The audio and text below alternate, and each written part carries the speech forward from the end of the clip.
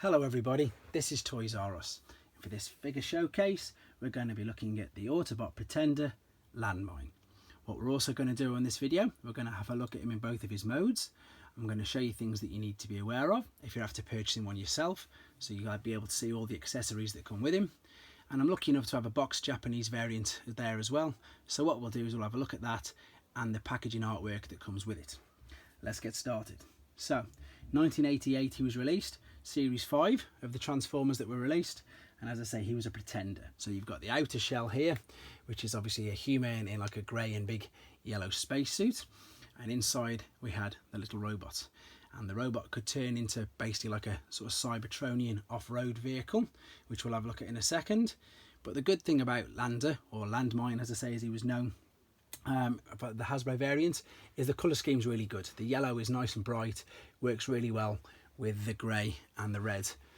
So if I spin it around again, you can see, so these are things to be aware of. You're looking for nice bright colours. The same for the inner robot. The inner robot's really good actually, and he's got some really good articulation for such a basic robot. You can bend the knees, you can move the arms and twist them there.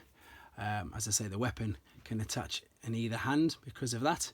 But one of the important things that you can be aware of, and you'll be able to see brilliantly with the one next to him, if I just move into position, is that this guy isn't sun faded, but this one, as you can see now, clearly is. So be aware of the grey. And the other thing, and it's just done it all for me automatically, is loose joints. Very, very loose joints, and of course quite badly sun faded. So be aware of that. The other thing as well, the feet, sometimes the feet can come off, but that's quite common with most of the Pretenders, to be honest. I'll just slide this out of the way. So here we go, you've got, as I say, spinning wheels as well. Be aware of that. And of course the screw in the back of the head, sometimes that can be corroded. That's something to be aware of. But as I've said, lots of articulation. You can move the legs up and down, bend, etc.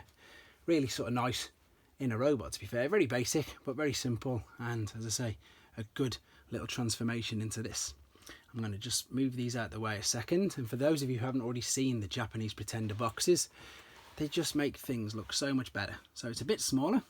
There's obviously this flap at the front, and if we bring this up, you can see there he is inside.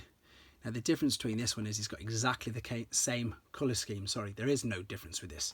Some of the Japanese Pretenders, they changed the hair colour and things, but with this, no difference at all.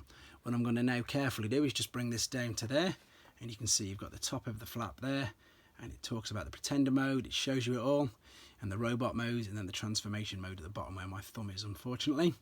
But the reason why they took, as I say, I suppose they looked after the Pretenders much more. Hasbro maybe just sort of rushed them out without really much of a storyline. But again, for people who haven't watched this or who don't really know, in Japan they were still running cartoons at the same time, known as Super God Masterforce, and that's where the Pretenders basically took centre stage. So if we turn it around at the back, you've got this piece of artwork that was used by Hasbro, but basically it just had, as we knew them, as the Power Masters and the Pretenders. But in Japan, as I say, the cartoon, Super God Masterforce, the Power Masters were known as God Masters, and the Pretenders were obviously still known as Pretenders, but there was a whole cartoon series related to this, so that's why they've got, as I say, a bit bigger status in Japan, and that's why they took the time, obviously, with a nice presentation in the box work and stuff like that. So, as I say, he is a great figure, to be fair, one of the Pretenders. I've mentioned this a few times already, that I've now got a new affiliation for the Pretenders, being an adult collector. Wasn't too fond of them, if I'm being completely honest, at the beginning, but now I sort of appreciate them more. And the fact that, you know, they did manage to hide a Transformer inside a shell, which I suppose at the time, that's quite a good little gimmick that they used. There he is. So his name's Landmine, or Lander if you're in Japan. The C, quickly again, stood for Cybertron, which is an Autobot, and he was the 200th Autobot released. So there you go, or 200th figure, sorry, should I say, not the 200th Autobot.